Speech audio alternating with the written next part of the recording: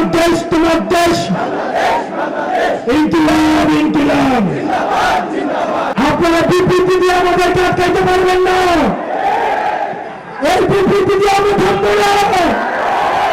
আমরা এই মিডিয়ার সংস্কার করেই থাকবো, মিডিয়াকে মাফিয়া তন্ত্রমুক্ত করেই থাকবো। কালের কণ্ঠের সম্পাদক যিনি হয়েছেন, আমরা জানি 5 আগস্টের পরে আপনি কোন পদ থেকে আপনি সভাপতি হয়েছিলেন, এবং এই বসুন্ধরা গ্রুপ তার মিডিয়া বাঁচানোর জন্য আপনাকে উনি অস্ত্র হিসেবে ব্যবহার করেছেন। এই হাসনাত আব্দুল্লাহ থামবে না। আমরা মিডিয়ার স্বাধীনতা চাই, আমরা মিডিয়াতে চাই ফ্যাক্ট বেসড জার্নালিজম হবে। ধরে ধরে যেভাবে তারেক জিয়াকে, এই কালের কণ্ঠ তারেক জিয়াকে নিয়ে মিথ্যাচার করেছে, এই মিডিয়া বেগম জিয়াকে নিয়ে মিথ্যাচার করেছে, আজকে কালের কণ্ঠকে নিয়ে কথা বললে নাকি, বসুন্ধরাকে নিয়ে কথা বললে নাকি বিএনপি ভয় পেয়ে যায়। আপনারা কি কারো কাছে আপনাদের রাজনীতি বর্গা দিয়েছে? প্রিয় তরুণ প্রজন্ম, আপনাদেরকে সচেতন থাকতে হবে, সত্যকে সত্য বলতে হবে, বাপের ইনকাম নিয়ে প্রশ্ন করতে হবে। দুর্নীতি বিরোধী অভিযান শুরু হোক নিজের ঘর থেকে।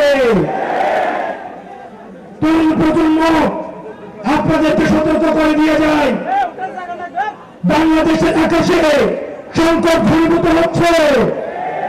আমরা একটি নির্বাচন পিছিয়ে দিতে চাই। নির্বাচন তারাই পিছিয়ে দিচ্ছে যারা সংস্কারকে পিছিয়ে দিচ্ছে।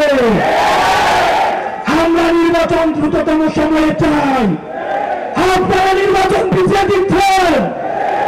আপনার সংস্কার ছাড়া নির্বাচনের রোধ তুলে আপনারা নির্বাচন বিরোধী, গণতন্ত্র বিরোধী অবস্থান নিয়েছেন।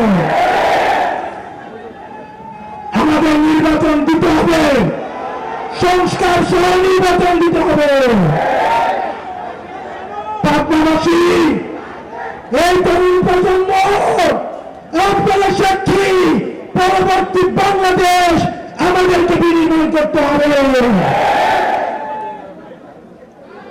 আমাদেরকে সচেতন থাকতে হবে, আমাদেরকে ভারতের ষড়যন্ত্র নিয়ে সচেতন থাকতে হবে, মিডিয়ার ষড়যন্ত্র নিয়ে আমাদের সচেতন থাকতে হবে, আওয়ামী লীগের ষড়যন্ত্র নিয়ে আমাদের সচেতন থাকতে হবে। একদল আমাদের অভ্যুত্থানের বিরুদ্ধে অবস্থান নিয়েছে, তারা বলছে আপনারা নাকি আবেগের কারণে রাস্তায় এসেছেন।